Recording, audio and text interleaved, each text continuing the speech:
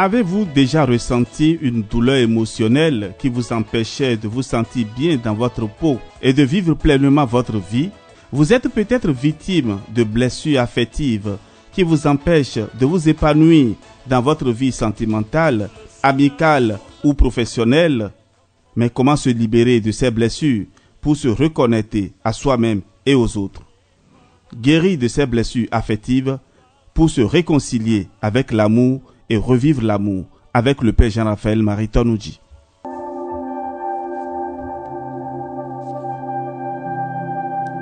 Ave Maria, chers amis, frères et sœurs, à tous et à chacun, je souhaite une bonne position, où que vous soyez en ce moment, que le jour soit bon, que la soirée soit bonne pour chacun de vous.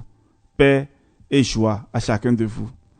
Alors, hier, nous avions parlé du pardon, nous avons parlé de long en large de ce thème-là, qui est central pour la libération, pour la délivrance et pour la guérison intérieure. Alors, mes amis, il est capital.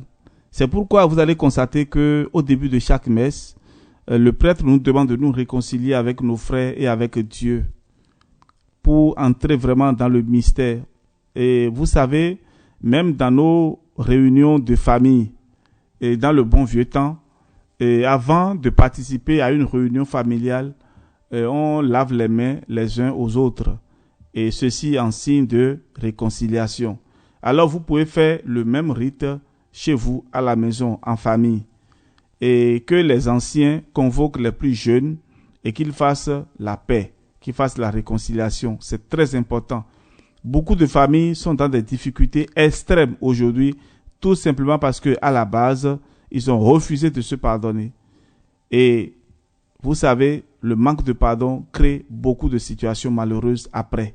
Même après votre mort, cela continue de faire des ravages sur peut-être 3 ou 4 ou 5 générations. Lorsque vous décidez de ne pas pardonner, vos enfants vont continuer avec les conséquences et vos petits-enfants vont continuer et arrière-petits-enfants vont continuer.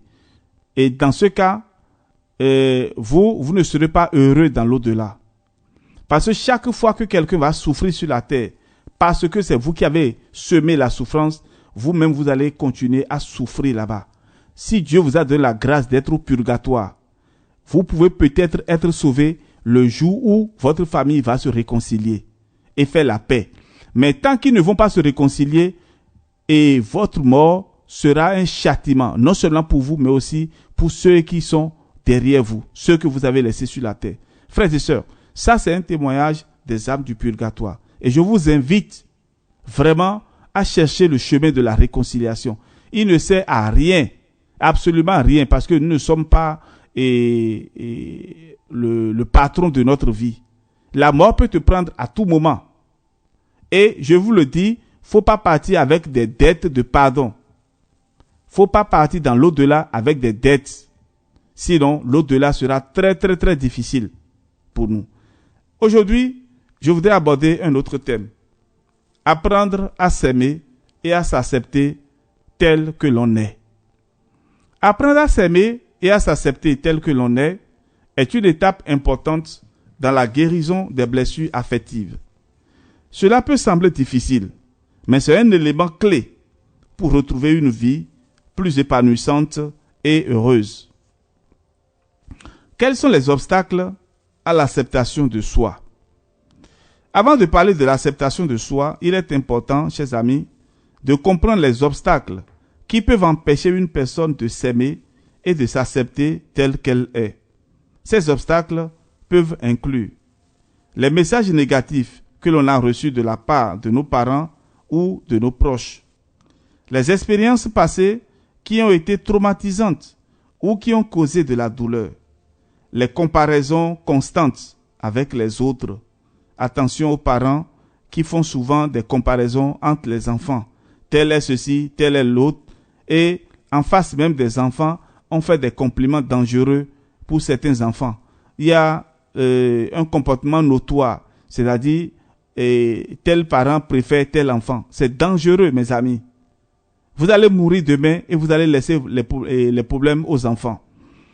Et les obstacles à l'acceptation de soi, il y a aussi les normes sociales ou les attentes irréalistes de soi-même. Et puis il y a la pression de la perfection. On veut que tu sois telle ou telle personne.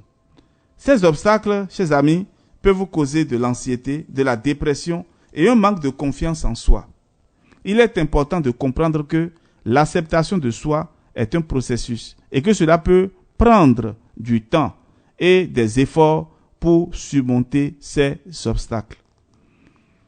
Nous allons parler à présent de l'autocompassion. Une façon d'apprendre à s'aimer et à s'accepter tel que l'on est de pratiquer l'autocompassion. L'autocompassion consiste à être gentil et bienveillant envers soi-même, comme on le serait avec un ami cher qui traverse une période difficile. Cela signifie être compréhensif envers soi-même plutôt que de s'autocritiquer ou de se juger.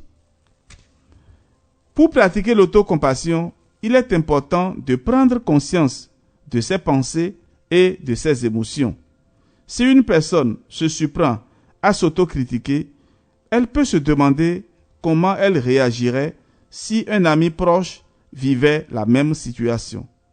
Elle pourrait alors prendre un moment pour réfléchir à des choses positives à dire à cet ami et appliquer ses pensées positives à sa propre situation. Nous devons développer la confiance en soi. Le développement de la confiance en soi est un élément clé de l'acceptation de soi.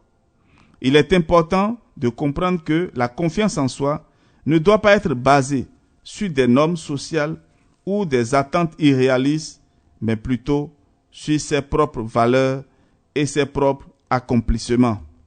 C'est ce que tu penses, c'est ce que tu as vécu avec la personne, c'est ça qui te met en confiance avec la personne. Ce n'est pas ce que les autres racontent de lui nécessairement. Ça peut s'aider, ça peut aider et je ne dis pas non. Parce que lorsque plusieurs personnes s'accordent pour dire que telle personne est bien, c'est que la personne est vraiment bien.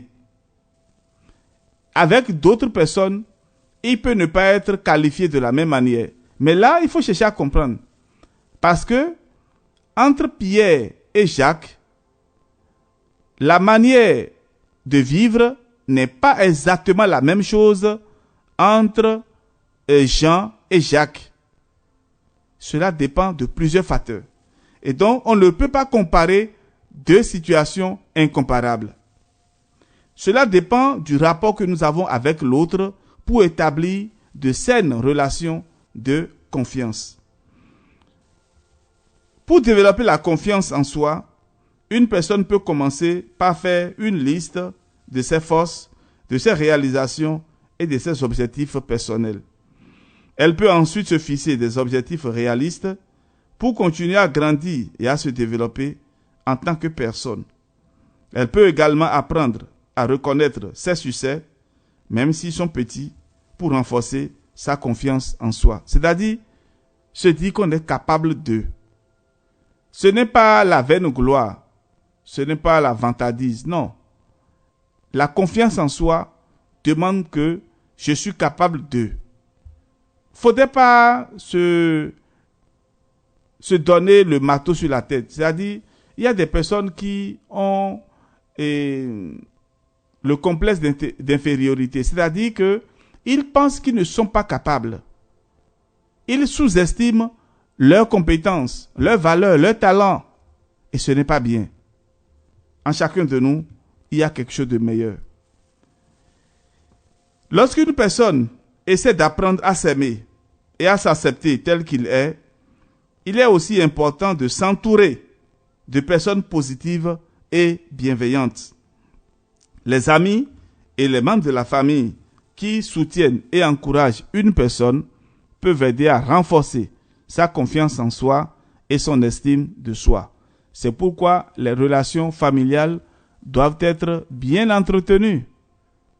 Et il n'y a pas quelqu'un, sous prétexte qu'il n'a pas l'argent, que cette personne est mauvaise.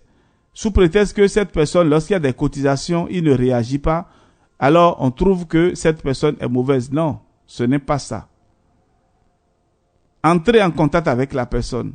Cherchez à savoir pourquoi il n'a pas donné la cotisation. Pourquoi telle chose ne va pas bien dans sa vie.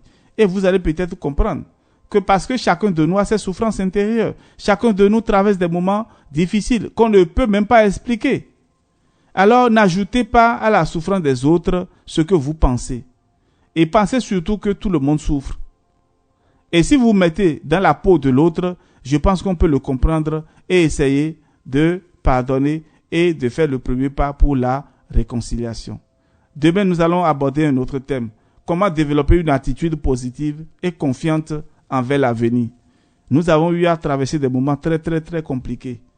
Cela ne veut pas dire que nos compétences sont terminées. Tant que tu as la force de te réveiller, et même si tu n'es pas réveillé, tu vas te réveiller un jour. Je le dis toujours, je le dirai toujours, nous sommes capables de réaliser quelque chose tant que Dieu nous donne le souffle de vie. On n'est jamais assez pauvre pour être toujours le plus pauvre. Et de la même manière, on n'est jamais assez riche pour être toujours le plus riche. La situation peut changer. Et donc là où tu es aujourd'hui, ce n'est pas parce que tu es perché sur un arbre en haut là-bas, que tu manges des pommes mûres, que tu vas jeter les brisures et ce qui ne te sert pas, tu vas jeter ça par terre parce que il y a des personnes en bas du pommier qui sont là en train de te supplier, alors tu leur jettes le reste de la nourriture. Mon frère, pardon. La vie, là, c'est une grande école. Et jusqu'à la dernière seconde de notre vie sur la terre, nous aurons toujours des surprises. Nous aurons toujours des surprises. Quel que soit ce que tu as aujourd'hui, sache que demain tu peux devenir plus pauvre. Quelle que soit la force que tu as aujourd'hui, sache que demain tu peux devenir plus faible. Il y a des millionnaires, des milliardaires qui du jour au lendemain ont perdu tout leur avoir. Et peut-être, ils vont commencer à quémander, qu'on leur donne peut-être 1 euro ou bien 500 francs CFA ou bien voire même 100 francs CFA, quelques centimes. Mes amis, la vie nous donne de leçons et la vie nous donnera toujours de leçons. Nous devons accepter qui nous sommes. Si tu n'es pas capable de quelque chose, ça se comprend. Accepte ce que tu es. Si les autres sont capables de faire quelque chose que toi tu ne peux pas faire, faut pas avoir la jalousie dans le cœur. Faut pas avoir l'envie de les détruire. Parce que là où tu es en train de détruire quelqu'un, sache que demain toi aussi tu vas souffrir. Combien de personnes sont décédées par jalousie? On les a tuées. On leur a tenu et rancune et on a parlé mal d'eux. Et à force de souffrir pour les soucis, ils sont décédés. Combien de personnes portent dans leur cœur la mort de tant de personnes? Mes amis, le fait de ne pas pardonner peut induire quelqu'un à se suicider. Le fait de porter atteinte à la renommée de quelqu'un peut tuer la personne. Donc faisons beaucoup attention. Lorsque nous voulons ouvrir la bouche pour parler, ne regardons pas nos faiblesses. Parce qu'il y a très souvent cette tendance à juger les autres compte tenu de nos faiblesses, de nos tendances malveillantes. Il y a des personnes, ils savent très bien qu'ils ne sont pas meilleurs que les autres. Mais ils veulent les détruire. Tout simplement parce qu'ils veulent être à la place que l'autre occupe. Et donc, jusqu'à quand? Même quand tu occupes la place que l'autre va laisser là, tu ne peux pas faire la même chose comme lui. Tu ne peux pas. C'est pas évident. Même si tu vas dire que tu vas le dépasser, tu ne pourras pas faire comme lui. Il y a des personnes qui ont une étoile très brillante, qui peuvent dans un domaine donné faire des choses merveilleuses.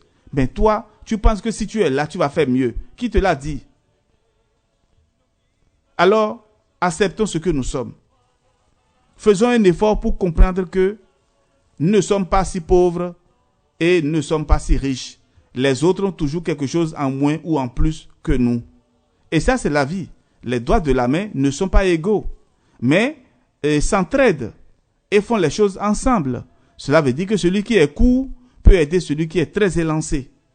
Nous devons nous donner la main. À demain pour la suite.